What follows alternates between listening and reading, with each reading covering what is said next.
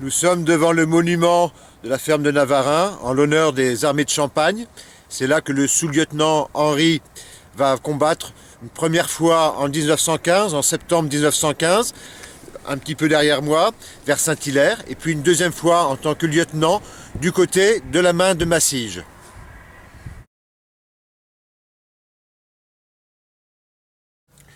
Nous sommes sur la route de Mourmelon, derrière moi, vers Saint-Hilaire, qu'il a utilisé tous les soirs pendant 3 semaines, début septembre.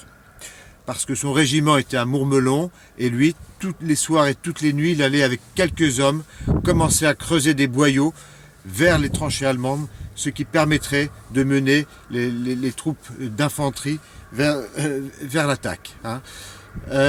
Tous les soirs, il perdra quelques hommes sous les coups des mitrailleuses allemandes.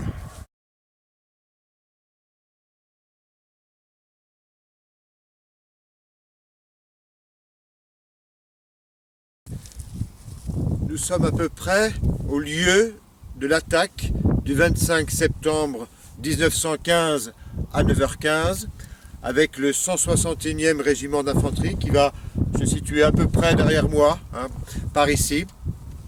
Ça va être une attaque très meurtrière. Alors lui, à la tête de sa section, il aura 38 hommes avec lui. Seuls 3 hommes vont s'en sortir, dont lui, il sera blessé. 35 morts sur 38. Voilà le résultat de cette attaque avec sa section. Alors je crois qu'on le comprend quand on voit un petit peu le terrain, puisque quelques secondes avant que sa section ne sorte, lui en tête, il va y avoir une autre section qui va sortir un petit peu avant et qui va déclencher le tir de 2 mitrailleuses allemandes. Donc il faut imaginer le sous-lieutenant Henri sortant avec ses hommes et déjà 2 mitrailleuses qui balayent le No Man's Land. Ce jour-là, il va être blessé 3 fois. Une première fois, le matin, avant l'attaque, très tôt, peut-être vers 6-7 heures, il va aller reconnaître le No Man's Land et l'état des barbelés pour savoir s'il va pouvoir passer avec ses hommes.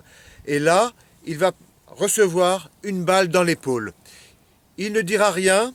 Il sera blessé, il va revenir dans ses lignes, il ne dira rien pour une bonne raison, il ne veut pas être considéré comme un planqué qui va essayer d'esquiver et de ne pas aller à l'attaque.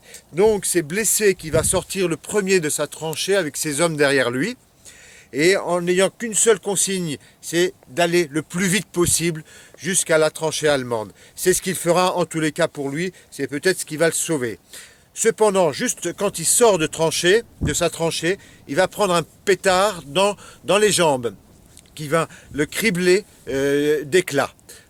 Mais il va quand même réussir à continuer jusqu'à aller un petit peu plus loin. Et puis là, il va prendre une autre balle ou un éclat d'obus, je ne sais plus, dans le pied et il finira par perdre connaissance. Donc il quittera cette bataille de Champagne sur une civière plus tard, dans la nuit, pour être évacué et soigné.